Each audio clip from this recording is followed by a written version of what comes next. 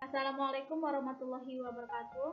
Izin memperkenalkan diri, nama Auditia, nomor pokok mahasiswa 195302302. Video ini saya buat untuk memenuhi tugas mata kuliah pembelajaran berbasis teknologi informasi dan komunikasi yang diampu oleh Ibu Lisa Tania, SPD MSc, dan Bapak Andrian Saputra, SPD MSc.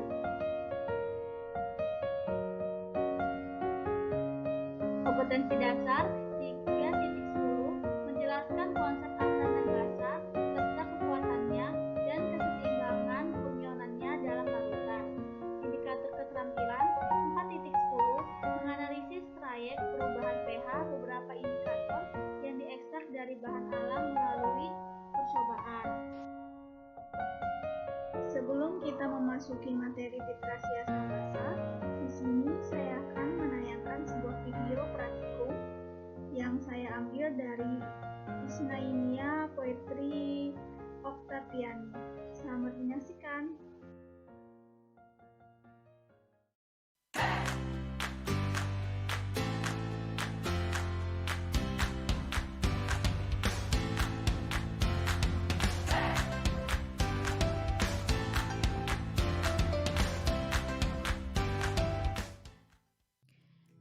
Assalamualaikum warahmatullahi wabarakatuh. Salam sehat dan salam semangat kepada seluruh siswa di rumah masing-masing. Ketemu lagi hari ini kita di Laboratorium Kimia untuk melakukan percobaan dengan judul Literasi Asam Basa. Adapun untuk melakukan percobaan ini, alat dan bahan yang digunakan diantaranya buret 50 ml, statif dan klem, kertas polos berwarna putih, Erlenmeyer 100 ml sebanyak 2 buah, lalu gelas ukur 50 ml, dan bahan yang digunakan adalah HCl dengan X molar yang akan dicari konsentrasinya, NaOH 1 molar, dan indikator penoftalin. Mari saksikan percobaan berikut ini.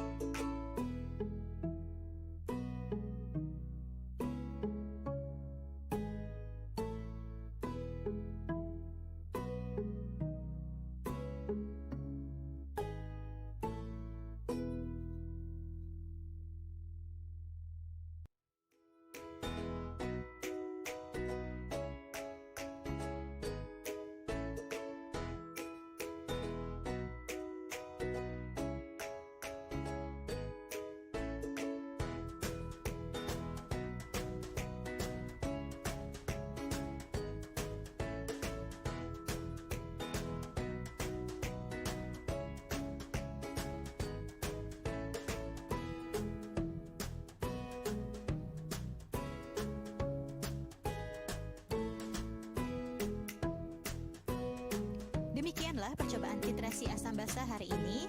Kita mendapatkan 2 data titrasi. Pertama, membutuhkan NaOH sebanyak 16,5 ml. Titrasi kedua membutuhkan 16 ml. Silahkan gunakan data tersebut untuk membuat laporan percobaan dengan format tuliskan judul percobaan, tujuan percobaan, dasar teori, alat dan bahan, prosedur percobaan, data pengamatan, analisa data, jawaban pertanyaan, kesimpulan, dan berikan screenshot dari percobaan hari ini sebagai bukti Anda telah menyaksikan dan mengamati percobaan hari ini. Tetap semangat dan selalu sehat di rumah masing-masing. Chemistry is fun. Sampai berjumpa lagi di pertemuan selanjutnya. Wassalamualaikum warahmatullahi wabarakatuh. Setelah kita menonton video praktikum, nah gimana menurut kalian? Pasti praktikumnya sangat menyenangkan, bukan? Sayangnya kita tidak bisa praktikum secara offline karena kondisi kita sekarang ini. Jadi sekarang saya akan sedikit menjelaskan materi mengenai titrasi asam basa dan menunjukkan animasi praktikum titrasi asam basa menggunakan PPT 2019. Berikut adalah skema titrasi asam dan basa. Adapun alat-alatnya, yang pertama, klem dan statif. Klem merupakan sebuah alat penjepit yang terbuat dari besi, di mana alat ini digunakan untuk menjepit alat kimia gelas. Sedangkan statif merupakan stand yang menjadi tempat peletakan klem. Jadi, kedua alat ini berfungsi untuk membantu kita memegang alat kimia tertentu dalam suatu proses kimia. Selanjutnya, ada buret, digunakan untuk mengukur volume suatu cairan. Di dalam buret terdapat keran yang digunakan untuk memulai dan menghentikan aliran cairan melalui pipa. Dan yang terakhir ada lampu Erlenmeyer, digunakan untuk mengukur, mencampur, dan menyimpan cairan. Bahan-bahan yang digunakan adalah larutan asam sebagai titrasi, larutan basa sebagai pentitrasi.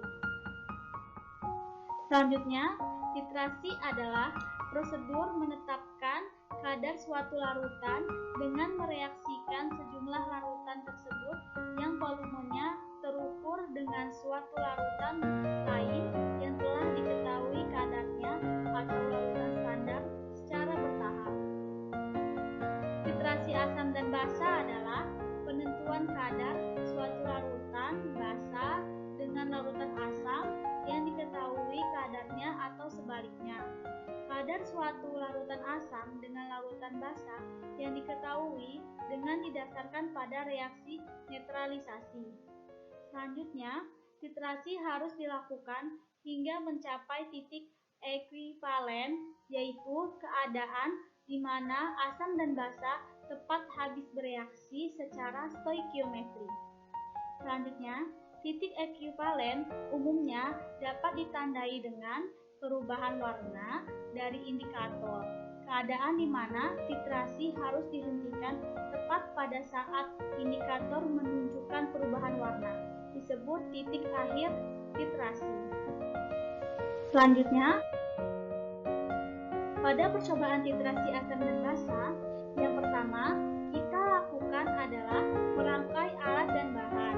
Kemudian kita masukkan 10 ml larutan HCl dan ditambahkan 5 tetes indikator PP di dalam labu Erlenmeyer. Kemudian isi buret dengan larutan NaOH tepat pada garis nol. Setelah itu, buka keran buret sehingga NaOH tetap mengalir ke dalam labu Erlenmeyer.